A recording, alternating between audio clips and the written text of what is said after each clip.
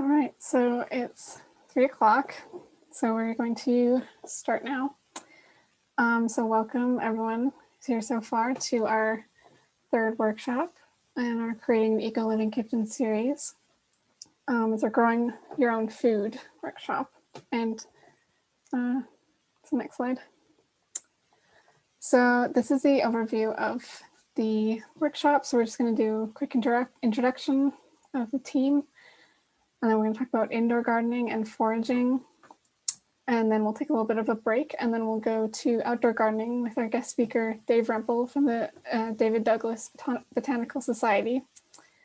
And then we'll have a bit of a wind down where you can ask some questions and we can kind of go over everything. And we'll also have a prize draw at the end. Next slide. So first we want to do a territorial acknowledgement.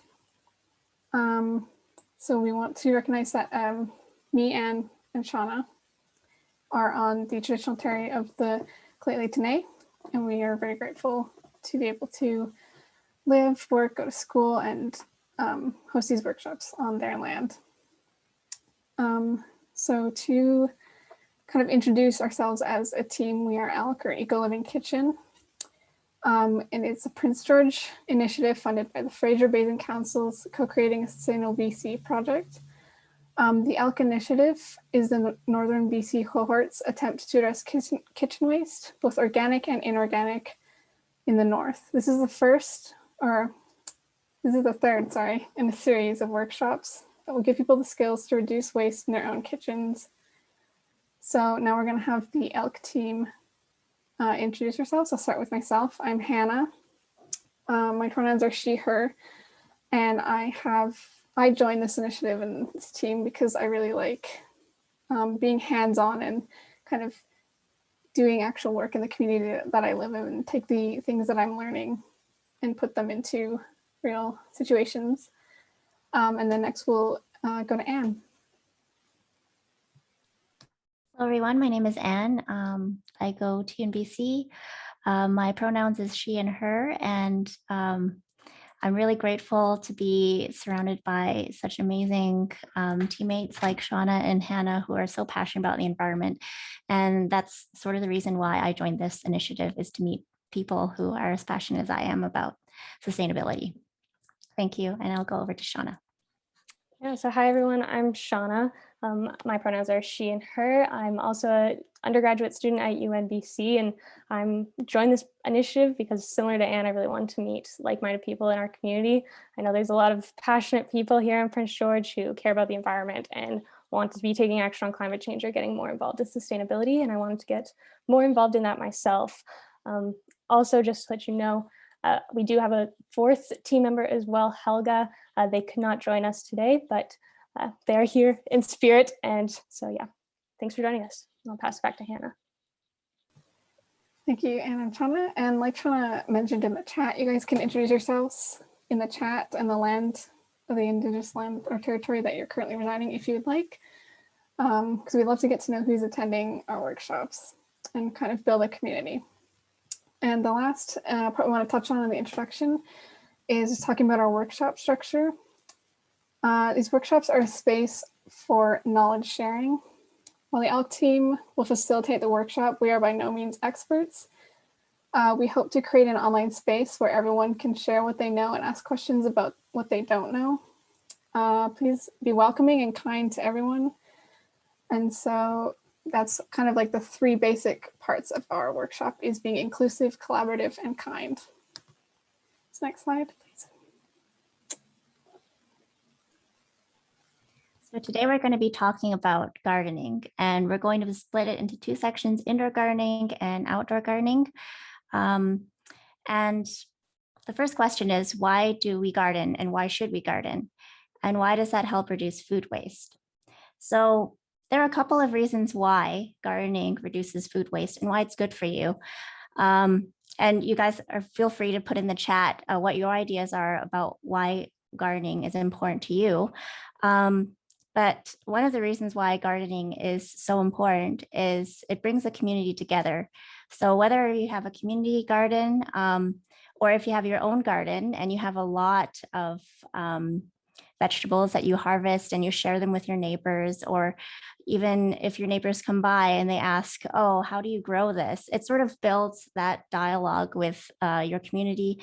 And it also enables you to share what you harvest with others and be grateful for the food that you have because you've grown it yourself.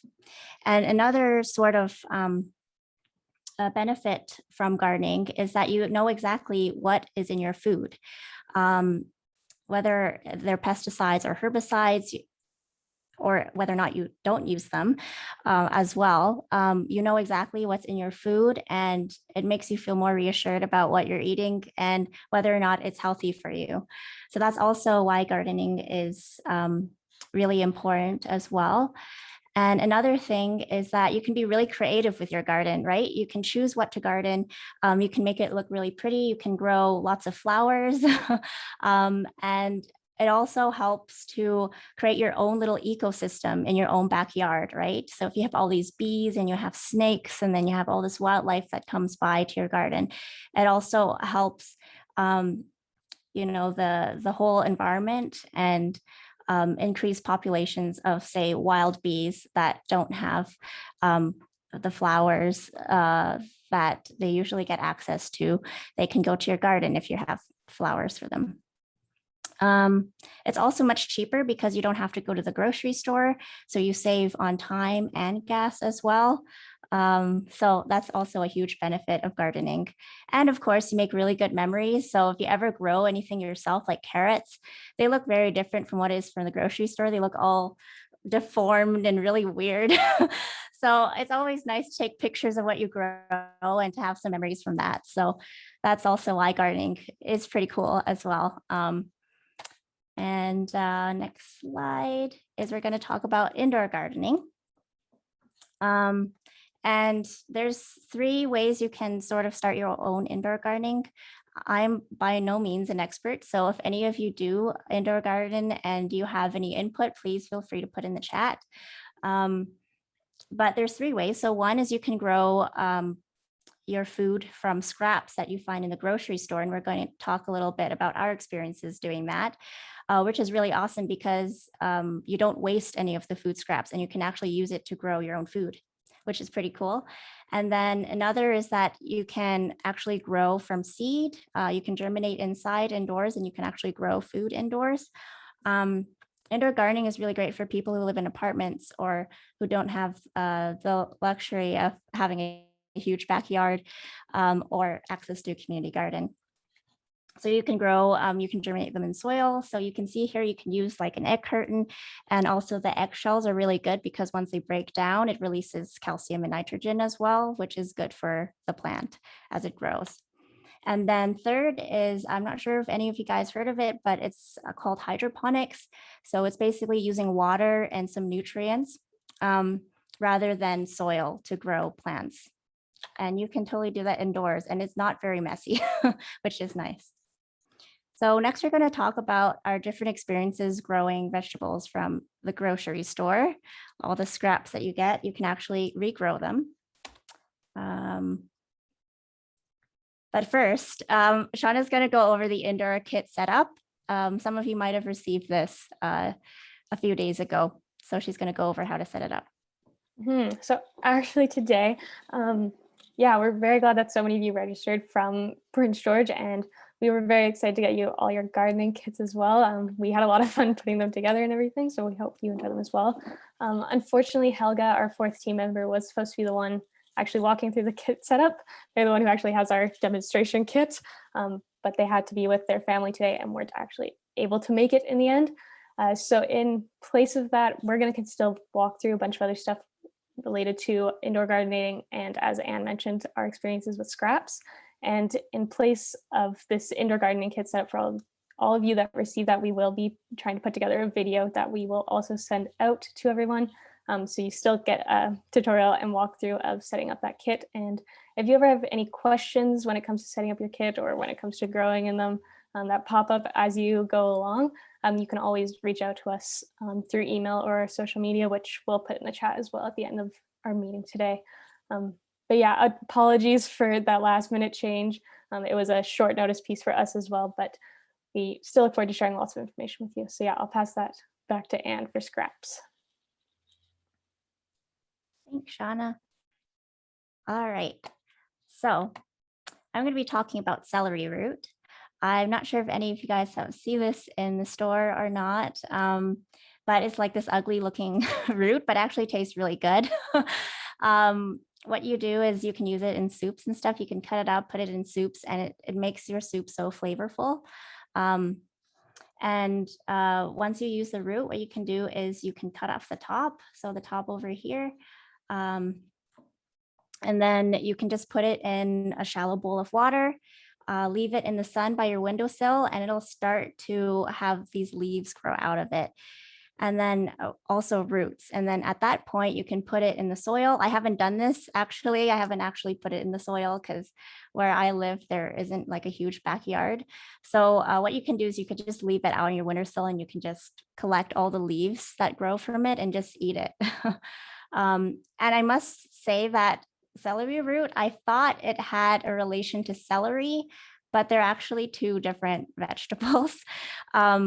So I'm going to be talking about how you can actually grow celery from your scraps as well. So the only difference between celery and celery root is for celery root, you cut the top, right? And you put in a shallow bowl of water and then you leave it.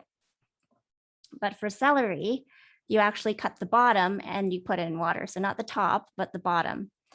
And it's basically pretty similar. You just put it in water and facing the sun, and then it should grow some leaves and some stalks, and then some roots as well. And then you can just place it in the soil in late spring or summer in full sun, water it regularly, and you should be able to harvest it. I haven't done this, so any testimonials out there who've actually put it in soil and grew it in the soil afterwards, please let us know in the chat, or you can just unmute yourselves, let us know how you did it. But I haven't personally done that before. So yeah, and then next, I think Hannah or Shauna will talk about green onions.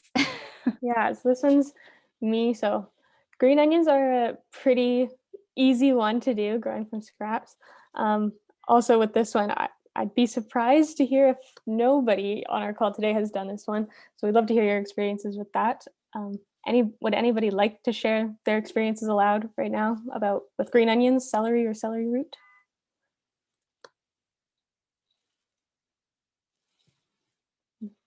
Well, I see Leanne here in the chat. My friend does the green onion one a lot, especially Awesome. like throughout the pandemic. I think she has a couple of jars on her windowsill. Awesome, that's very exciting. Yeah, thanks, And Judy. this is mine from the pot. I planted it about 3 weeks ago, and it's growing quite well in the pot. Awesome, that looks great. Yeah. Thanks, Gwen. You're welcome. Awesome. Yeah, so there's a few folks on the call here who've seen this firsthand, but on the slides you'll see for green onions, they're pretty simple. So once you kind of use up your green onion, leave about an inch or so of the white part and the bulb and the roots at the bottom. Place them in a little small dish, a jar, a cup, whatever you have available to you. That keeps them standing upright. And then you add water to the dish and leave about half an inch of the white still above water, so leaving that space still, and set it in a sunny place. Change the water out every few days, and after about a week or so, you'll really see these sprouting up, like in the third image here. And after you have that a few inches of growth, you can begin cutting it and using as much or as little of it as you'd like. So you can cut it right back down to that first inch, and it will still continue to grow. When you're growing them in water, you might get around 5 grows out of them, but it depends on a lot of different things, I suppose, and how lucky you are with it. It could be more, it could be less, depending on how you're doing it.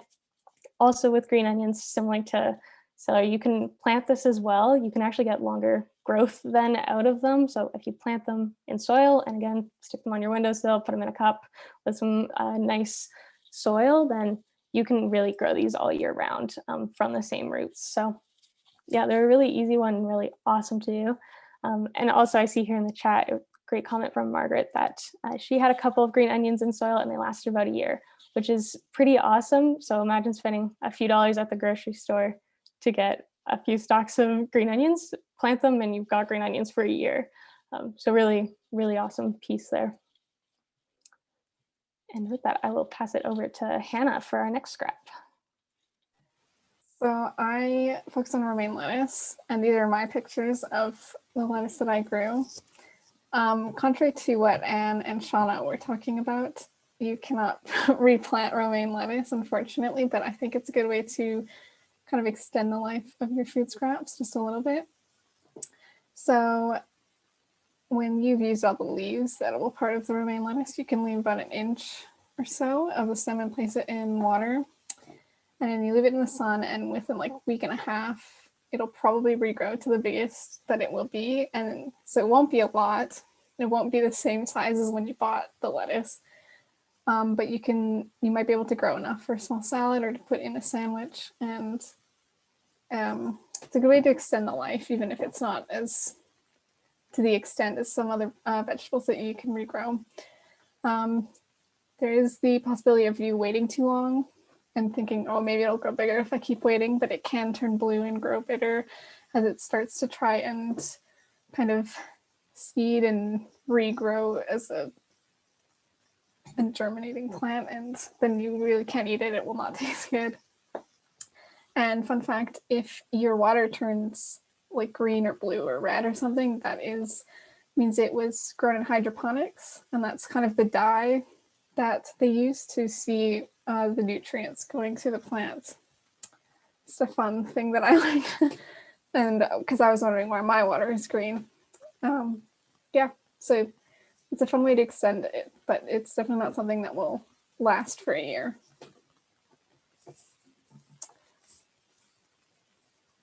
Yeah, so Judy has also experienced that. And then our last regrowing thing that we're going to talk about is potatoes. So I'm sure that everyone's probably bought potatoes and left them a little bit too long, and they start growing what they're called eyes, or these stems out of them. So if you do get that, you can plant them in a large bucket of soil, and they will start to regrow. And you can also cut the potato into pieces with those eyes and get many potato plants or potato regrowths. And there's 2 methods for growing sweet potatoes from the store. So you can place them on a covered bed of moist soil and then put a thin layer of soil over them as they sprout. Or if it's a small potato, you can kind of suspend it in a jar of water using toothpicks and place it in a well-lit area, and it'll sprout. Also, you should take note that store-bought potatoes can sometimes take longer to produce eyes, but if it's stored in a warm, dark environment like your pantry, they eventually will. And at this point, they can be planted like regular seed potatoes. Just to make sure that to hill them and mound soil around them as they grow so you can maximize your yield. So lots of soil means lots of potatoes. And then I think we'll go next to Anne's piece on foraging. Thanks, Anna.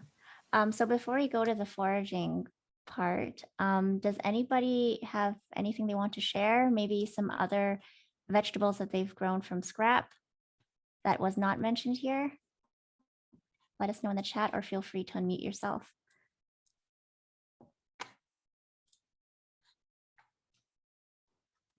When we were little, we attempted to save all the watermelon seeds and throw them into the backyard and like bury them in soil, but nothing ever grew.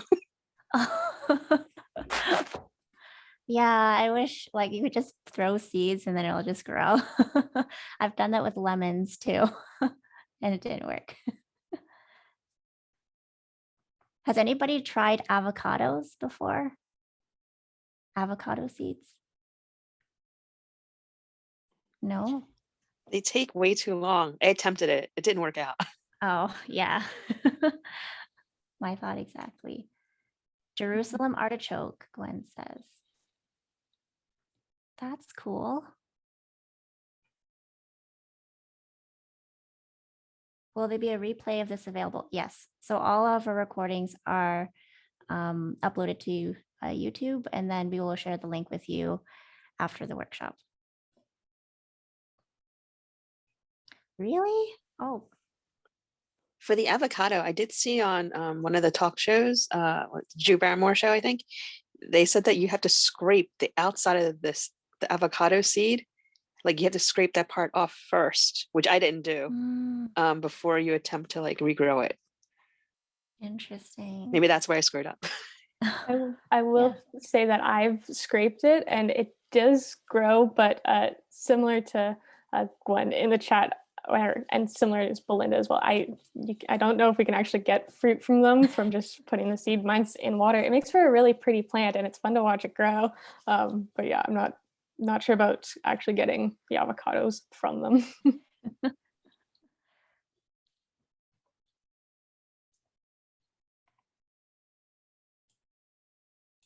Okay, cool. Oh, there you go. Is that the avocado, Gwen? Oh, you're muted. This is my avocado in a little pot, and I cannot so cute. remember how many months it has been in there. And I tried the one where you put the toothpick and it didn't work. So I just put avocado seeds in this. 2 seeds are in this little pot and it grew. And now I'm trying out with 5 other seeds. So actually, I That's eat so cute. avocado for the seeds to grow. Wow, so you just put the seed in the soil and it just grew like that? Yeah. The ones Oh, that I put in the with the awesome. toothpicks and all that, they all died. But strangely, this one survived. And now I'm putting ginger, organic ginger, as well as lemongrass. And my lemongrass is growing actually very well. This is my lemongrass. Oh, wow. After 3 weeks, it grew. It's so tall. Lemongrass is very expensive, so I thought I'll grow them, and I just put them in the pot. And for this one, I had a grow light. The grow light I bought from the dollar store for $4, and I put this under the grow light, and then it started growing leaves, and now it's outside. So Oh, wow. I think my turmeric is also growing quite well. That's amazing, Gwen. Wow. Yeah. So you just got them from the I'm so grocery store and put excited. them in the soil? Sorry? Oh, you just buy them from the grocery store and then just put in the soil? Yes. Oh, okay. No, for this one, I put them in for these, I put in the pot. About half an hour ago, I put ginger in the soil. I just put ginger in the soil just to see whether it's going to grow. But I think I have ginger somewhere, but I'll look and I'll show you how it looks like, ginger in a pot. Oh, that's wonderful. Yes. Thank you, Gwen, for sharing. You're welcome.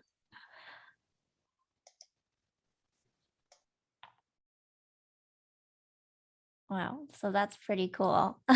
There's so many things you can grow. So exciting. Okay, so we're going to move on to foraging, but if you have anything else to share, please do so in the chat. I'm just going to go briefly over different things that I've personally foraged for. I'm by no means an expert, so just a disclaimer, don't take everything I say and just go out to the forest and just pick stuff.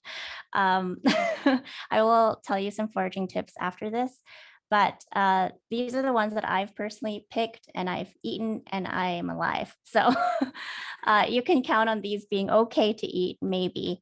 So some of you might recognize what these are. So if you do, just put in the chat like what they are. But I'll just go from the top left picture and I'll go around clockwise. So the top left, I'm pretty sure all of you guys have heard of this, but they're fiddleheads. And I think the season is over now, but like 3 weeks ago, or maybe even 2 weeks ago, you can pick them. And the growing season is pretty short for them. So once they grow, yeah, baby ferns, you'll have to pick them when they're actually emerging from the ground a little bit. If they start to have leaves that sprout out from them, then they're not very good to eat. So usually you want to eat them when they're like in that sort of fiddlehead configuration, just popping out of the ground. So those are fiddleheads or ostrich ferns. And then on the right, these are fall Solomon seals, and they grow pretty close to fiddlehead. So if you ever go fiddlehead picking, you might see these next to them or around the area. They sort of grow together. And these you can also pick, and all of them, they're sort of similar in how you can prepare them. Actually, you can just fry them in butter and garlic and some onion and just eat them like that. It tastes a little bit like asparagus. I find the fiddleheads taste a little bit like spinach, but I think it's like a nuttier flavor. And then the one on the far right is fireweed. So those are fireweed shoots. And you'll probably see them as you walk popping along. They have some sort of reddish brown leaves that are sort of connected to the stem, like all sprouting out from the stem. So that's how you can recognize them. And then you can do the same thing. You can just take them and fry them in butter. Are there any fern species of fiddlehead that you should not eat? Oh, okay. So that's a good question. So oftentimes beside these ostrich ferns, there are other types of ferns that look similar. So these ones, you can see that there's sort of this leathery paperish thing that is attached to it. And it's like one layer only, but there are some there are some ferns where they have lots of little brown papery things, and that's a different species. And they also they look a little lighter than the ostrich ferns. Those ones you can eat. I don't know why people don't really prefer them to these fiddlehead ostrich ferns, but I think it's because they have too many of those brown papery things. So it's pretty hard to wash them later, but you can totally eat them. It's fine. I'm not sure about the fiddleheads that you can't eat or the species that you can eat though. So I just know that the ones that you can eat look like this. So if anybody has experience with other types of ferns, please feel free to share in the chat. Yeah, so there's a fireweed on the far right, and it tastes a little bit bitter if it grows too much. So you want to harvest them when they're maybe yay high. And yeah, you can just fry them in butter and just eat it like that. It's pretty yummy. And then on the bottom right, these are mushrooms. So be very careful with mushrooms because it's very hard to identify them. And please bring an expert when you go out and forage for mushrooms because you don't want to get sick from eating mushrooms. Some people have died eating the wrong type of mushrooms, so please don't do that. But I know when I was walking by Ospika, and if you go down to Superstore, there's a bunch of these mushrooms actually on the side of the road. You probably don't want to harvest them right by the road, but if you harvest them near the forest, then it should be fine. But these are called slippery jacks, or their scientific name is Luteus suilis, I think. I'll put it in the chat later, but they're called slippery jacks because they're actually pretty slimy. They have a brown cap, and what you can do is you can wash them and you can basically cut them up and make it into an omelet. So those are pretty yummy. Just make sure that you know for sure that that's the mushroom before you go picking it. I just somehow knew because I had a friend who knew about these mushrooms and he said they're edible. So that's why I trusted him and I picked them. But yes, you can totally forage for mushrooms, and there's a bunch around Prince George that are edible. And then on the left here, beside the mushrooms, are what is it? Stinging nettles. Yes. So you can also find these growing close by to the false Solomon seals and also the fiddleheads. And make sure that you wear gloves when you harvest them because they are stinging nettles. So they will sting you and it hurts a lot. So just make sure you wear gloves. And how you prepare them, you can make them into a syrup, which I've done before, or you can also boil them and eat them just like spinach as well. They're pretty yummy and pretty nutritious. But yeah, make sure that you don't eat them raw because that's not pleasant. And then, of course, there's a lot of berries that you can harvest as well. So the last picture here is of Saskatoons. So Saskatoons are pretty yummy, and you can make them into jam and syrups as well, or you could just eat them from the tree like that. So yeah, just let us know in the chat if you know of any other things that you forage for personally. And yeah, just some foraging tips, of course, is if you don't know, don't pick it. It's better to be safe than sorry. So if you see something and you're like, is that a fiddlehead? And you don't know for sure if it is, just don't pick it and eat it. Or if you want to, you can pick one and just ask somebody, is this a fiddlehead? And then later on, you can go back to that spot and pick more if it is. Make sure that you wash everything before consuming, of course, because there's a lot of bacteria or microbes that are probably not good for your tummy. So you want to wash before consuming, and make sure you try a little before eating everything, because even though I say it's edible, for me, it's edible for me only. So make sure you try a little bit of it, because some people might have an allergic reaction to consuming one or more of those things that I just mentioned. So try a little and then eat more if you can tolerate it. Also, make sure you go foraging with an expert. Don't go by yourself and forage. Go with an expert, somebody you can trust and who's done this many, many times. And also, don't pick and destroy everything. So a lot of people, when they hear, oh, fiddleheads, they just go there and pick everything and just destroy the whole forest and leave nothing. Usually what you want to do is you just want to pick a few and leave behind a couple for it to grow back again, because you don't want it to die, right? So make sure that you don't pick more than, 1/3 of what's there. Usually that's the rule for me personally. And of course, give thanks back to nature, because, it's not an indefinite resource or an unlimited resource. Once you pick it, it's gone, right? So give thanks to the land that you picked it from, and also to Mother Nature for providing sustenance. And be grateful for the food that you have. And I also see a lot of people as well commercializing many of these things, and that sort of contributes to the whole picking and destroying everything. So make sure, you don't support that. I mean, or try not to, because it means more people will pick it and there will be nothing left. Awesome. Thanks, Leanne. Okay. So those are the foraging tips. Does anybody have any questions about foraging before we go over to the break, or questions about anything we've talked so far in general? I would say be safe and make sure you wash everything before like just consuming things. And like you were saying, maybe like bring somebody with you that's an expert, or let people know where you're going before you go, just in case something happens. Oh yeah, for sure. That's a really good tip. Yes, Gwen. So you can show your ginger and veg plants. We'd love to see them. Okay. This is the ginger plant. Can you see? This is the ginger plant. And I just put the organic ginger, and it started growing. And I'm not sure. I think this is bok choy. Am I right? Is this bok choy?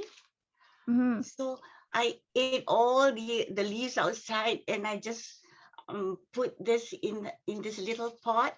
I think this is a 3-inch pot, and I do not want to take it out because the roots will get torn. And I also have this. I do not know whether this is also bok choy. I ate all the outside and put this in the ground, and it started. And I think it's growing very well, because after awesome. 2 weeks, it did nothing died, nothing dried up. So, and this is actually outside in the sun right now. So That's and amazing. and I think these are the potatoes you were talking about.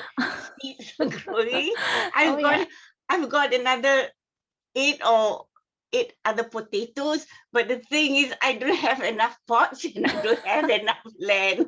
I just don't have the land to grow, and I wish I can grow them, but I'll see. I'll still try to see whether you know, I can grow something out of it, but I already have potato plants in pots.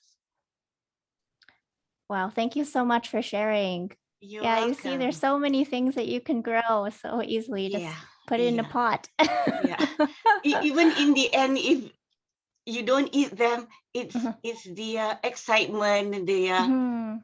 the feeling that you can make something grow. It gives you a lot of satisfaction, and especially during times like this, I need that. I just need that to feel good, you know, and Exactly. the whole world is alive to me. Yeah, I mean, if you fill your whole room with all the greenery, oh, it's so uplifting when you go into that room. Exactly. Yes. Exactly. So now that I don't have space to plant, maybe I'll put it near the window inside the house and hope it grows. Yeah. Oh my Yeah. God, that's so cool. But Thank you mind so much you, for sharing. I Mhm. every time when I see it grow, I will touch it and you know, it just I mean I don't sing, I don't sing to my plants, but I will touch it and I think the plants sort of sense that you are happy and they just grow Mhm. happily for you. I think. Yeah, exactly. Well, they're living beings, right? So I think so. yes. I mean to me that's how I feel, you know. Yeah, totally. And it's totally okay to sing to your plants too. I think they'll like that as well. I don't have a good voice and I'm scared they might not grow after that. Awesome. Thank you so much, Gwen, again for You're sharing. welcome. You're welcome. Okay, cool. So now I think it's time to have our break before we have our session on outdoor gardening with a very special guest, Dave Rampel from the David Douglas Botanical Society. So we're just going to take a 5-minute break. Feel free to keep writing in the chat or show each other other plants that you've grown in the meantime as well. But this is a chance for you to just take a quick bathroom break. We'll be back at 3:43. See you guys soon.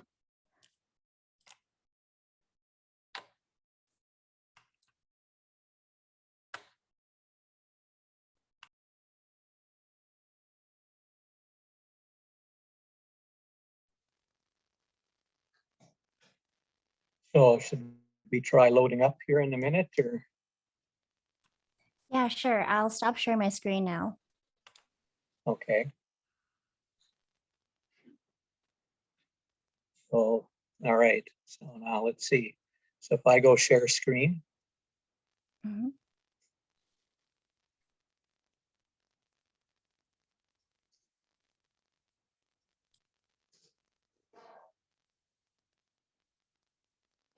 is it there?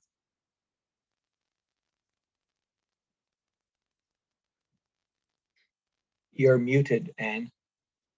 Oh, oops. Yes, I see it, Dave. Is it there? Yep. Mhm. Oh, nice. Okay. Mhm. Right. Should I leave it like this or go to slideshow already? I can leave it like this till you're ready or I think you can go straight to the slideshow, Dave. Mhm. yeah. Okay. So slideshow and from the beginning.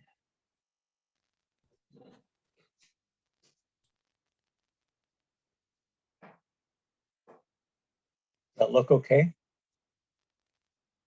Perfect. Okay.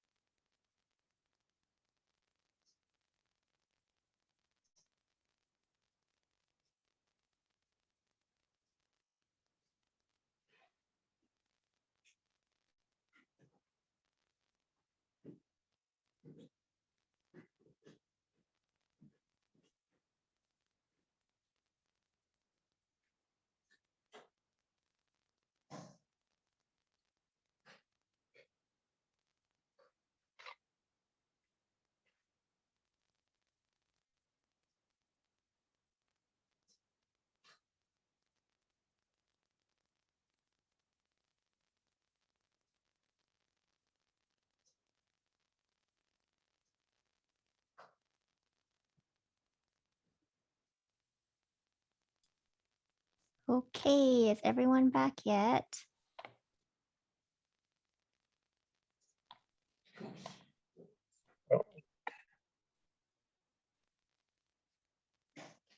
We're going to start very soon. Okay, great.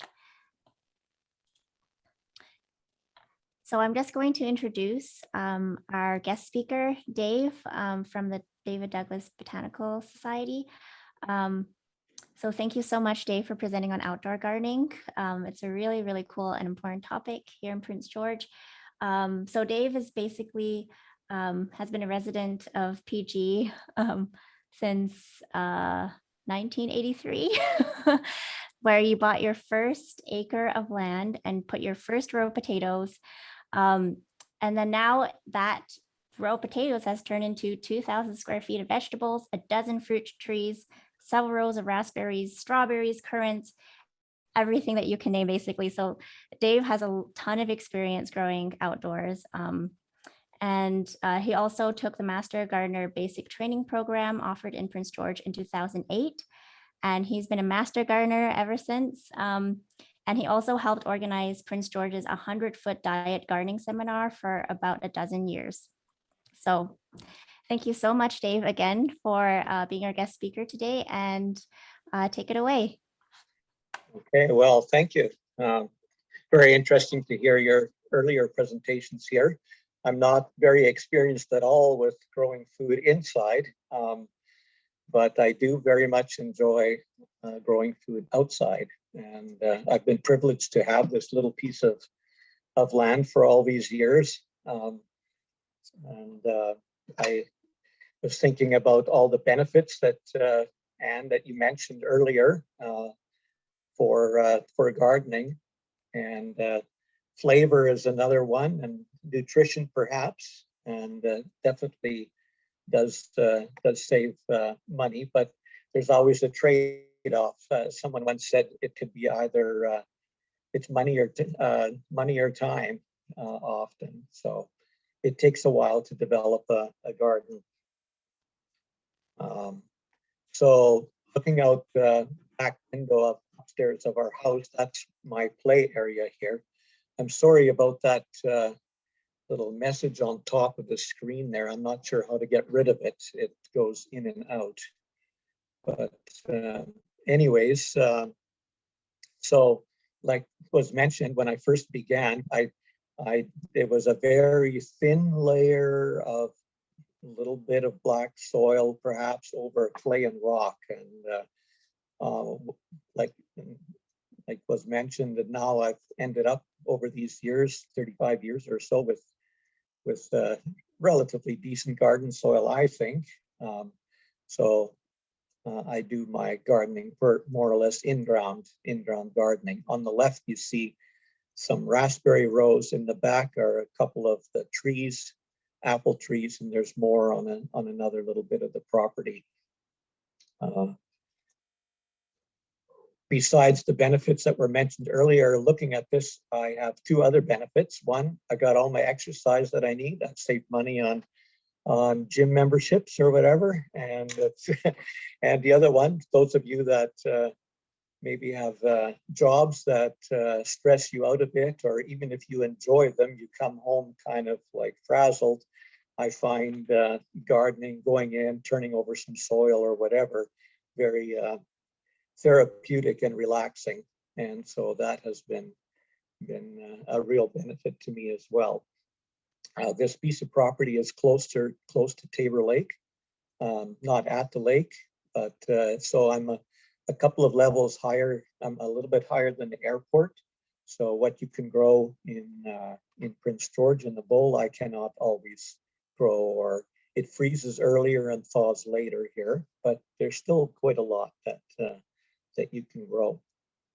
So I thought I'd start with some perennials. You probably recognize some of these. The rhubarb coming out of the snow on the top left.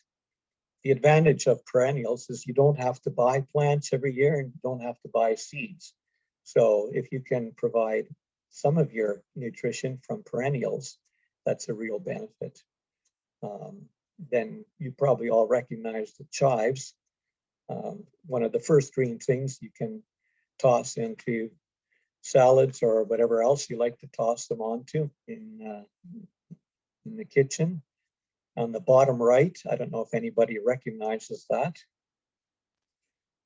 That's the top of what's called Egyptian onions or walking onions. They just come up every year, and it's not even in a very good part of the garden, but they do well there. So at first, it's like onion tops.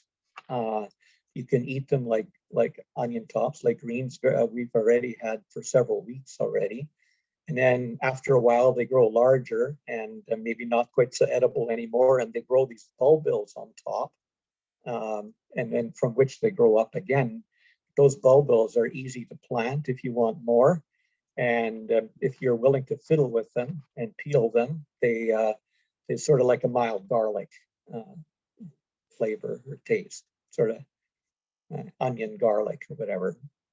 The bottom left is, I don't actually use it for food. That's, let me think again. Right, borage. I'm saying that correctly. So it's great for bees.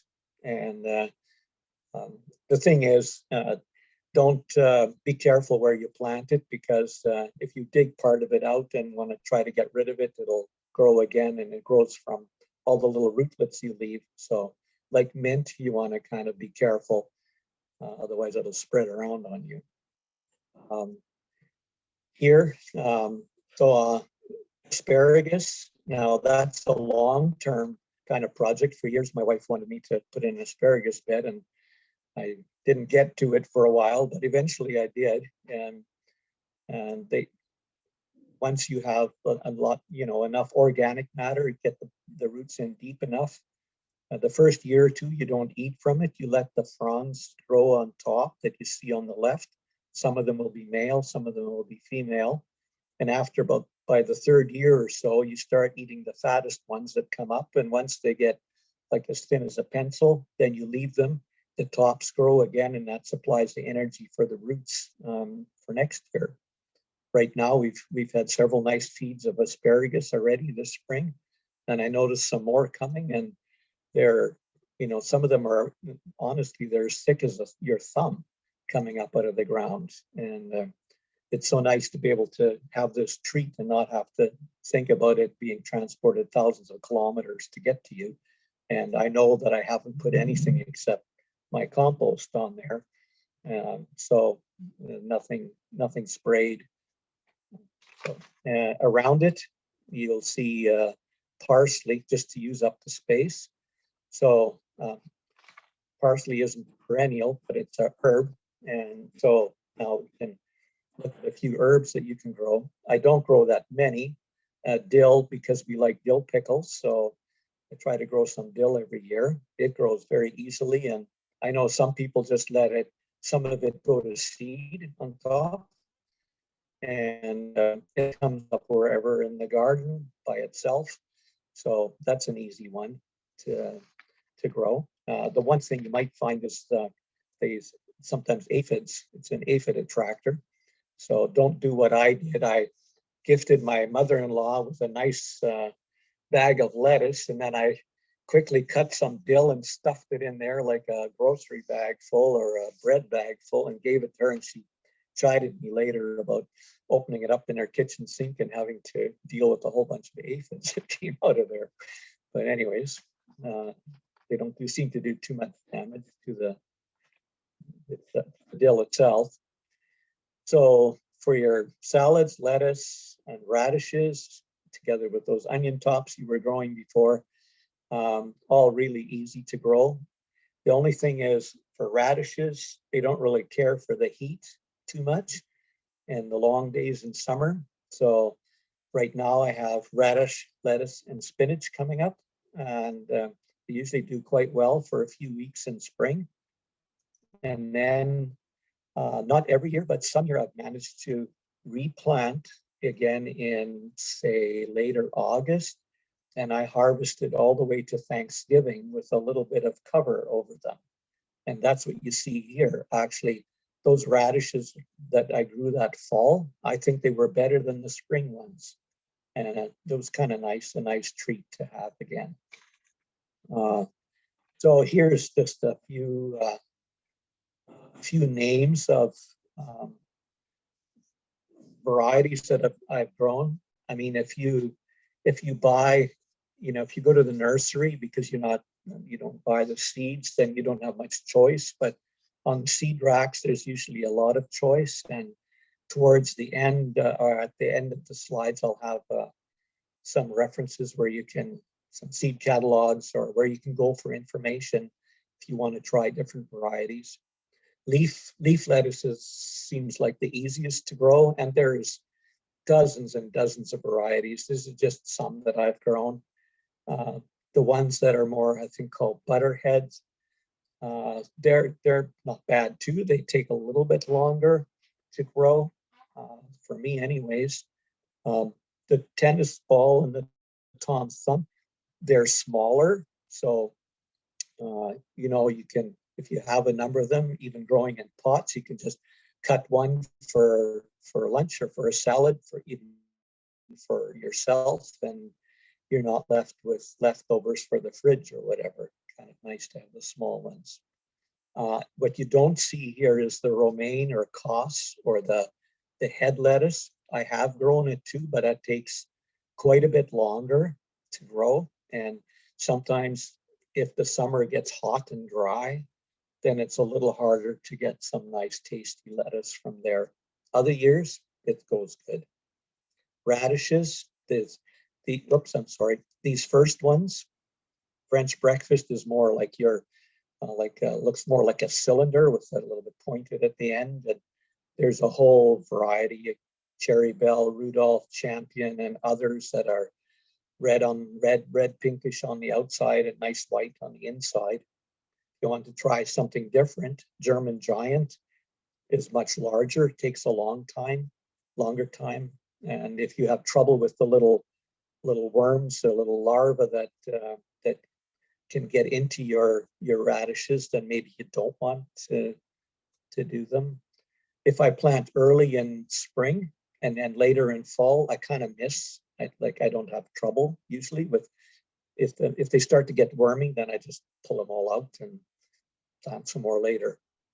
Plum purple I grow because it's an open pollinated variety, which are many of the others are also open pollinated.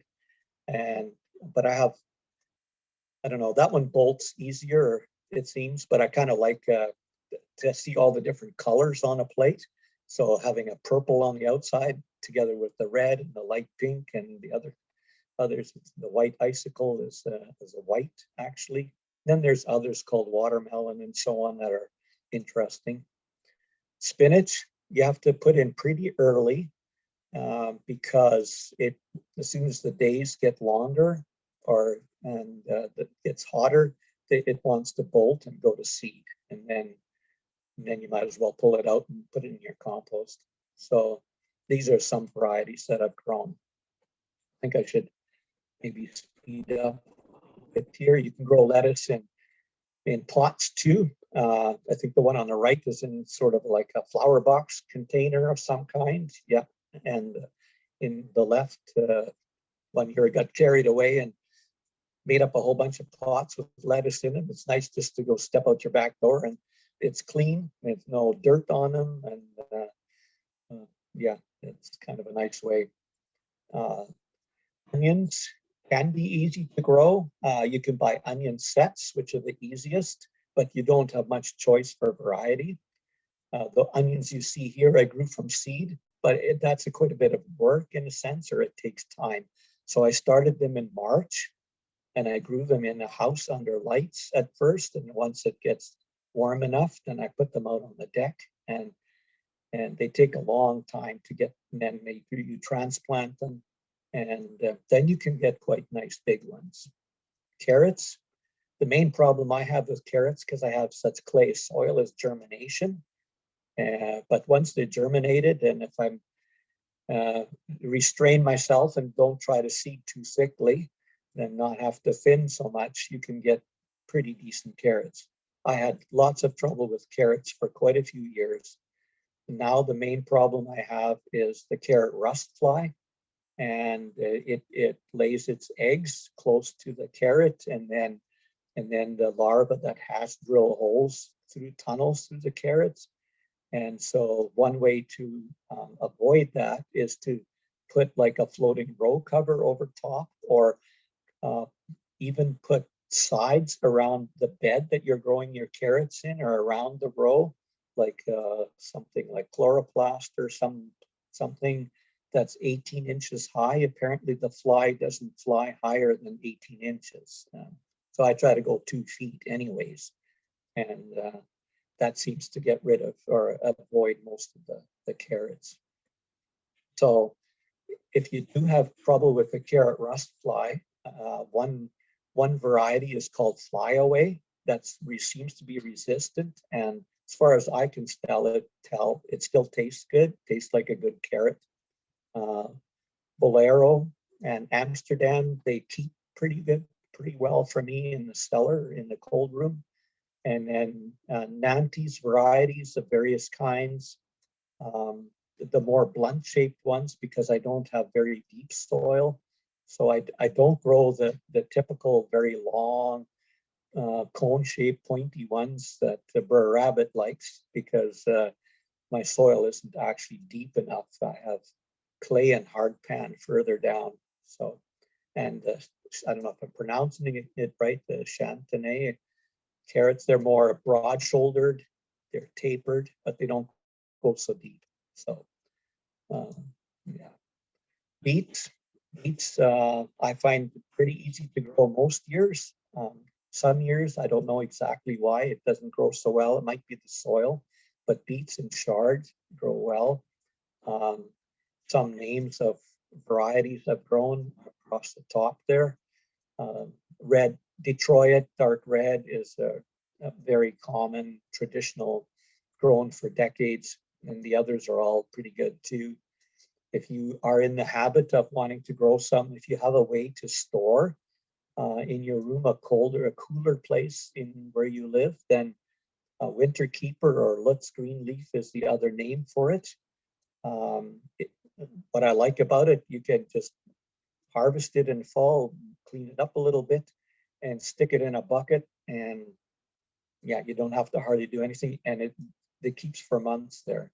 And Cylindra and Tanis, they're both like cylindrical carrots, and they can grow. Beets, they can grow up to, like, I don't know, 4 inches, 3-4 centimeters in diameter and long, and really nice for processing and or just preparing for supper. The yellow ones, Burpee's Golden, and you can't see the name of the other ones, Touchon Gold. They're a little trickier, it seems to me.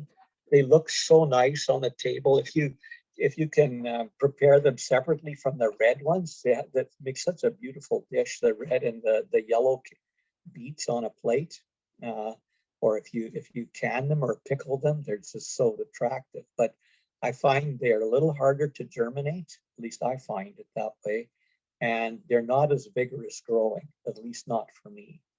And if you like Swiss char for the tops, grows fairly well and easily. I find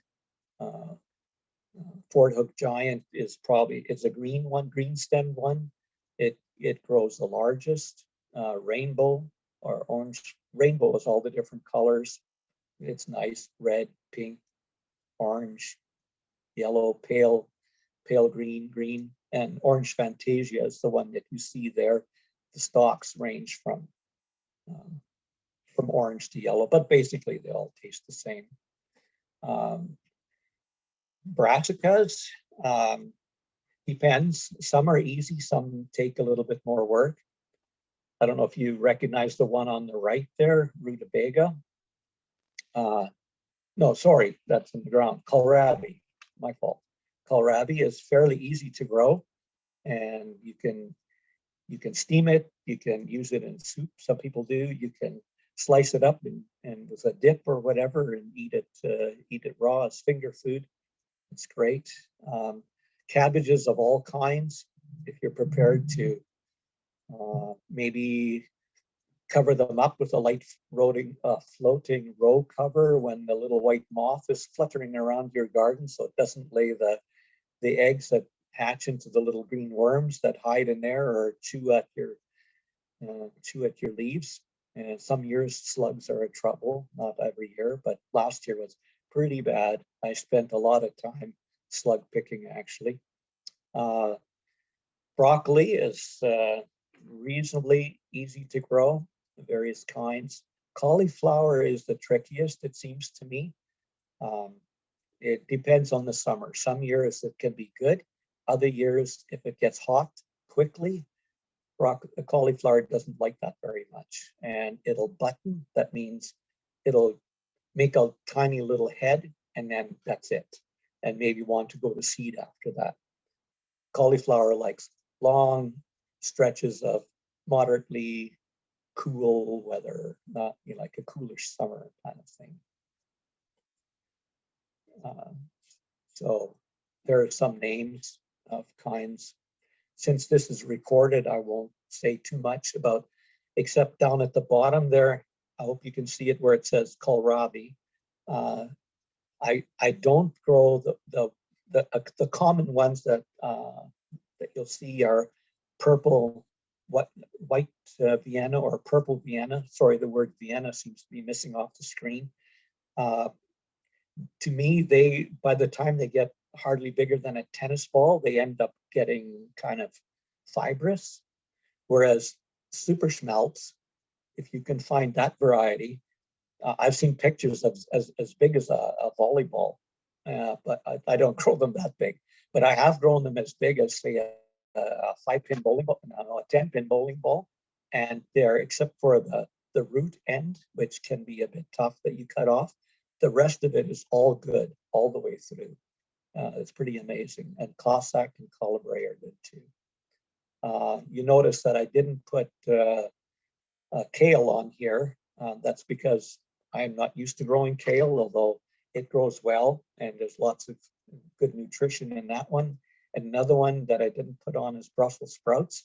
I grow it some years, but that's also a long-term project. It takes like, from the time you put it in the garden, most varieties take like 120 days or something before it's ready. So that's like 4 months worth. So yeah, you have to have a long-term commitment for Brussels sprouts. But if you do it and you pick it after a few light frosts, you probably might not want to buy the ones in the store anymore. That's the trouble with growing your own, is the ones in the store often don't taste quite so good anymore. I was going to say about the carrots quickly, one story. I brought in a bowl of carrots, of small ones that I didn't want to deal with, to a grade 8 or 9 math class when I was teaching. And the kids all kind of rolled their eyes at me because, the English teacher next door brought gummy bears. Anyways, after the lesson and while they were doing their homework, one of the kids just marched up and grabbed one. I said, "Here, help yourself, it's brain food." And she took a bite and said, "These are good." And before I knew it, I was helping somebody with a math question. I turned around and they were all gone. And at the end of the period, somebody gingerly put up their hand and said, "Mr. Rimple, you should do this more often." I guess they had never tasted real carrots. All they had tasted was the grinder carrots, those little lunch pack things that people put in their kids' lunch. Anyways, if you like these are the biggest. They grow easily. You can seed them. It's a little hard to seed because the seeds are so small, but storage is a piece of cake. You just clean them up a bit and put them in a bucket or whatever in your cold room if you have one, or if you have they're a little large to keep in your fridge. There's probably other things you want to keep in your fridge, but yeah, they just last a long time. You can put them in with your mashed potatoes. You can eat them raw, many different ways. Potatoes were mentioned before. Because I have developed the room over time, I have enough potatoes to last our family through the winter. So I haven't bought potatoes for probably decades. I saved the seed and then I use them again. And so one impetus for continuing to do this was when our son was young. We found he had kind of a reaction to store-bought potatoes. He went lethargic on us when he was just eating, starting to eat real food. And when I switched back to organic food potatoes, because we'd run out of our own, that went away. So we're not sure what that was. Maybe what they spray them for so they don't sprout in the store, or what, maybe you know. But if you see a whole potato field that all is brown at the same time, when they're harvesting it, they've sprayed it with Roundup to kill the tops. So if you do that year after year in the field, I'm not sure what it does to the potato. Garlic. So maybe a decade or so ago, I tried earlier, didn't work too well. Now I wonder why not everybody grows garlic. Like, why buy garlic from offshore when it grows so easily here? We love our garlic. We grow enough now to supply our own needs, and friends like it even for Christmas gifts. It's once you dry them, I just put them in paper bags or in a cardboard box in the basement, and yeah, we're eating the last ones now.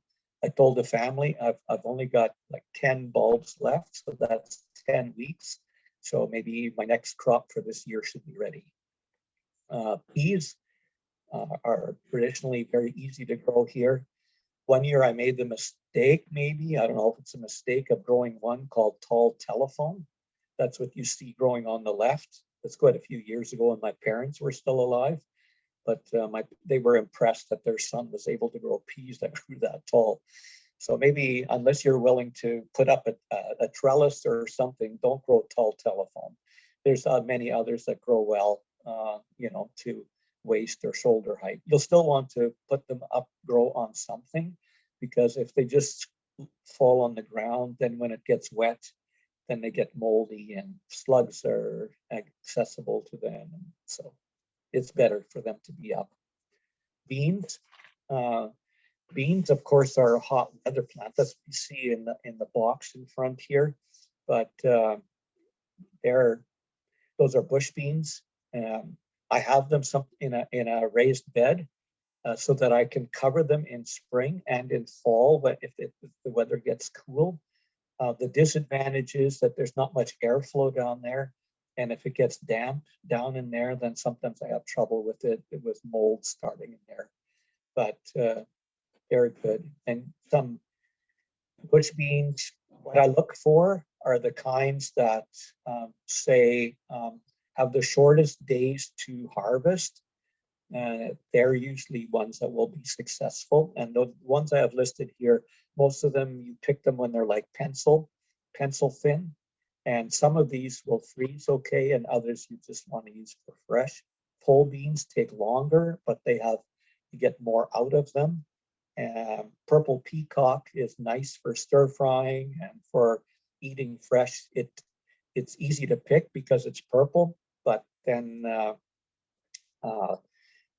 it turns green when you steam it or whatever. But they don't freeze well. I found when you thaw them, they turn mushy. Whereas the other ones listed there, they're good for freezing or canning as well, if you like to do that. Dried beans, I tried for the first time last year. I thought, I'm going to experiment. Well, wrong year. Too much rain. I didn't get anything. Slugs ate half of them. So that's a bit of a trick here. So that's my setup in the back there for growing the pole beans. Those strings, they're actually nylon straps that I bought some firewood once, or was given to me. I saved the straps and used them year after year after year. Twine is expensive, so gardeners usually make do with what they can find.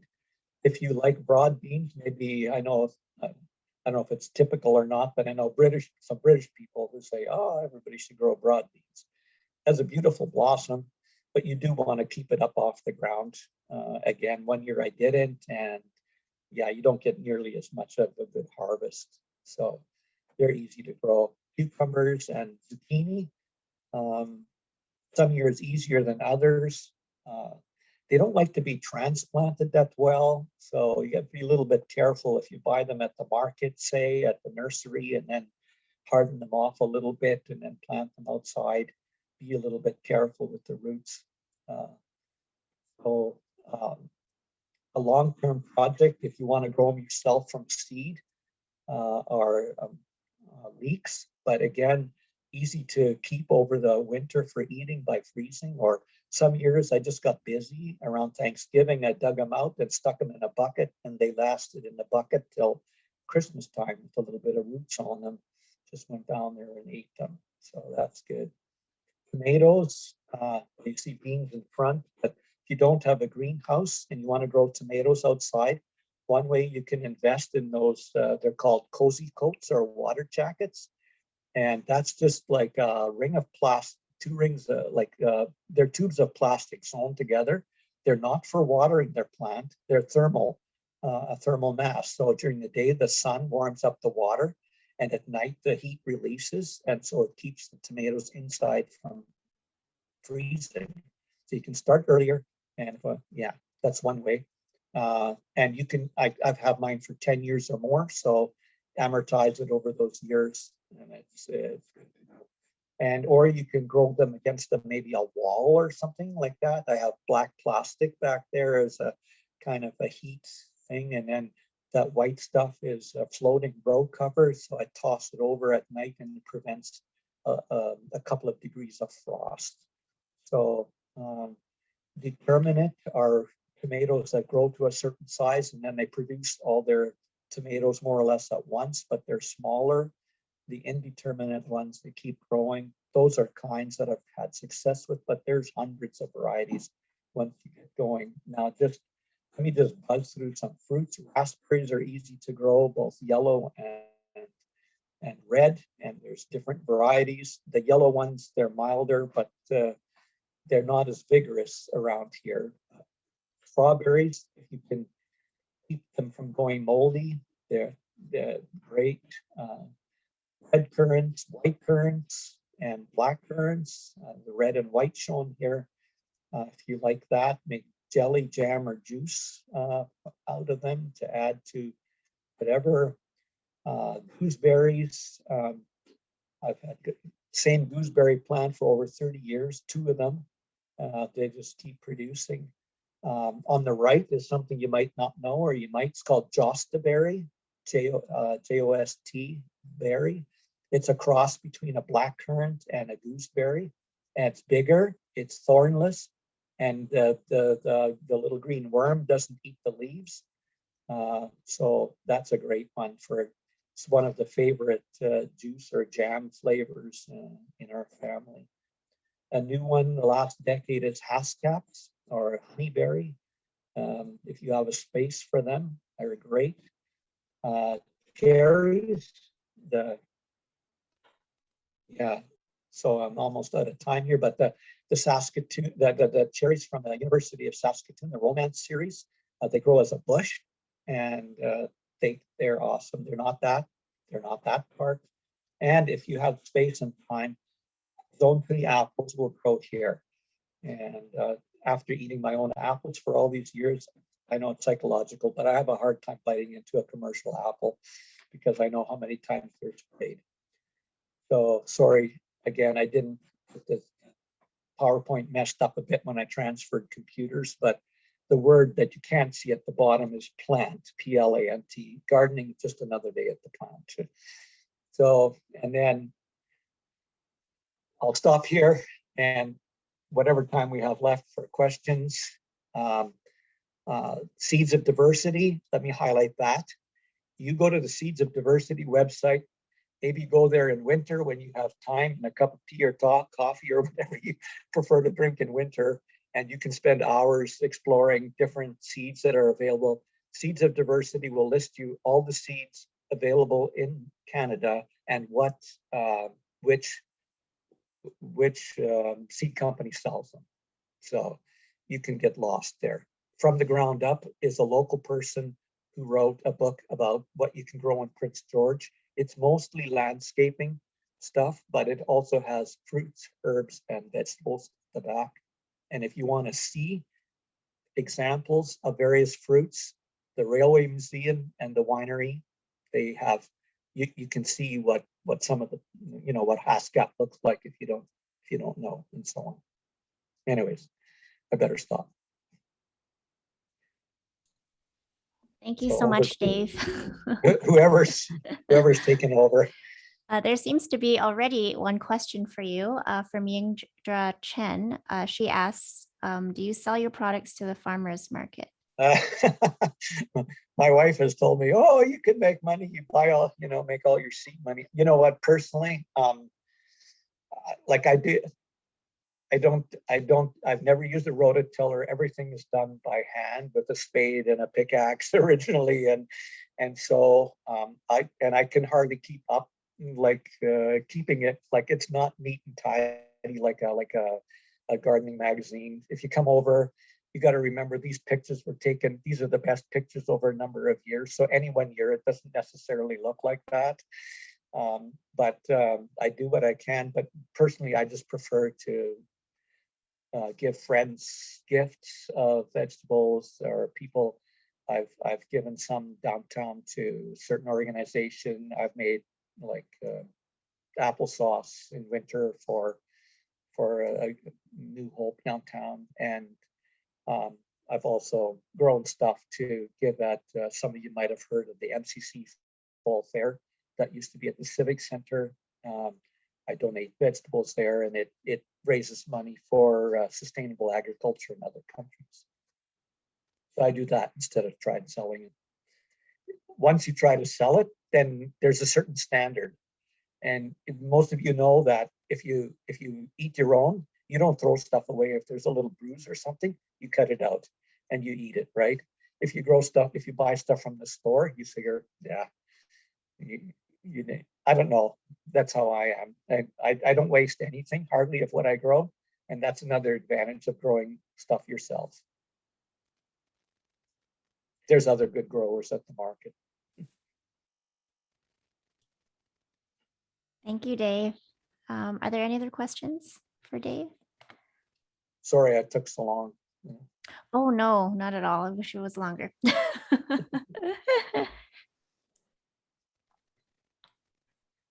If you ever are interested in learning more about gardening, but in a sort of a broad sense, the Master Gardeners Association, the local Master Gardeners Association,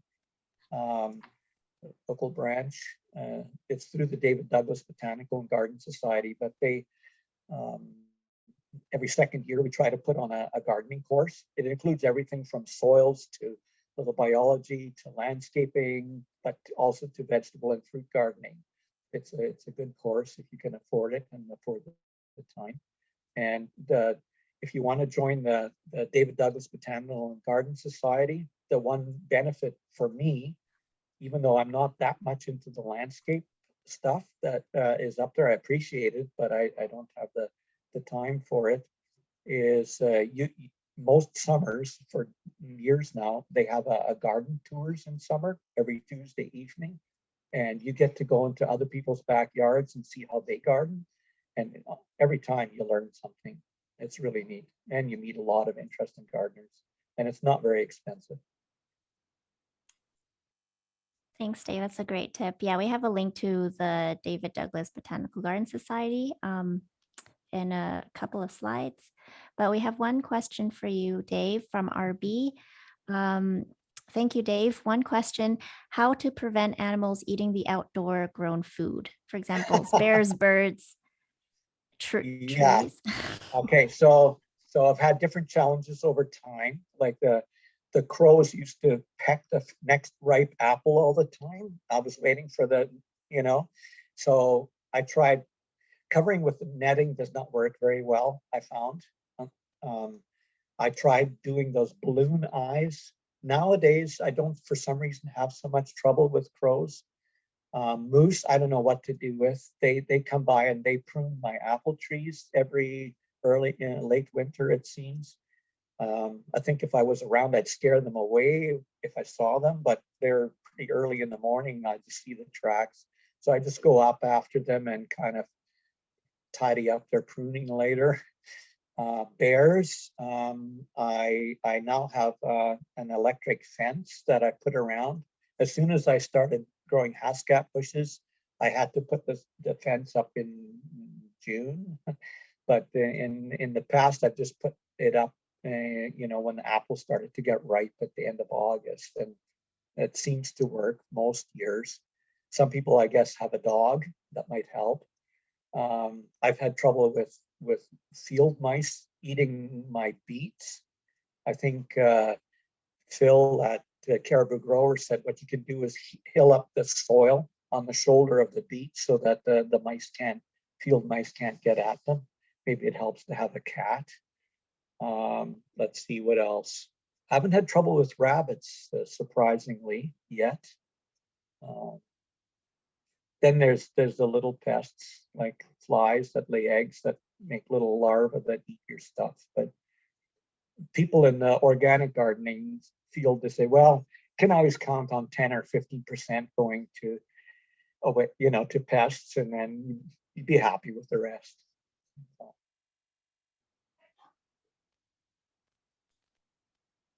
That's I don't great. know if Thank that you, Dave. answers the question. Yeah, it's always a bit of a challenge. Yeah, Judy also says squirrels, rabbits, raccoons, and other critters. Here's got our one for vegetables. Yeah, for squirrels. So I was at somebody's place, and here's what they did in spring, starting fairly soon now, I guess. They took little pebbles about the size of strawberries and painted them a nice red color, nice bright red, and maybe some of you have seen that, and it worked. The squirrel came to pick them up, and after a while got fed up with picking up rocks and left, and then didn't bother the strawberries anymore. So the rabbits, I don't know, maybe there was a reason for your typical picket fence around around the country garden from decades and centuries ago. I'm not sure.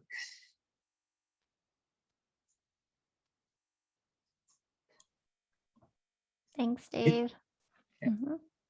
Oh, one year I had trouble. I planted onion sets, and they were just up a few inches.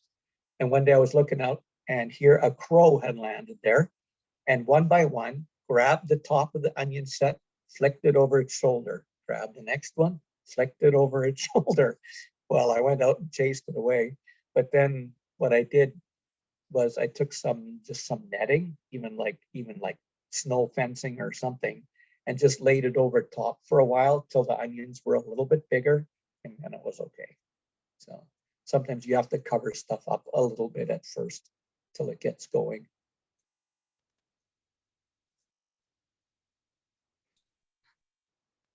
Awesome tips. And Yingdra says, are these random resources all based in BC because I live in Toronto?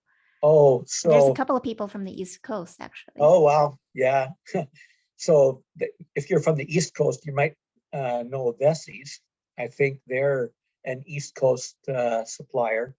What I have here, these Baker seeds is from the United States, and the only reason I've got seeds from there is because they have different ones that I didn't see before, and I was interested in trying, and because someone in our gardening group was ordering from there anyway, so I just piggybacked on her order. And then there's Richter seeds, which I think is in Ontario, which is people go for herbs. TNT is in Manitoba, maybe Brandon or outside of Winnipeg anyway. William Dam is in Ontario.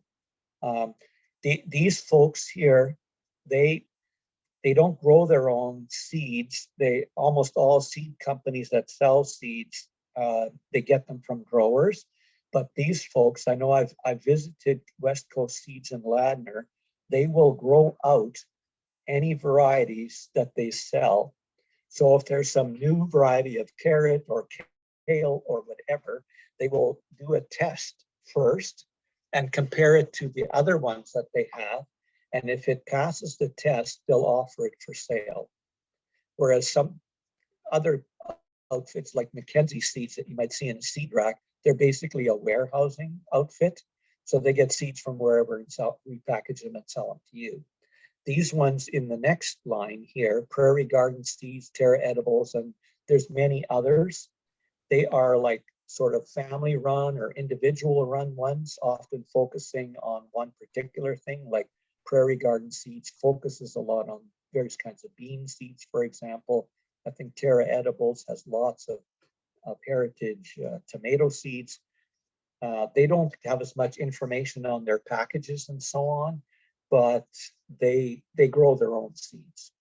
And like I said before, go to the Seeds of Diversity website, and on there, you will find every vegetable you can grow in Canada and what supplier there is.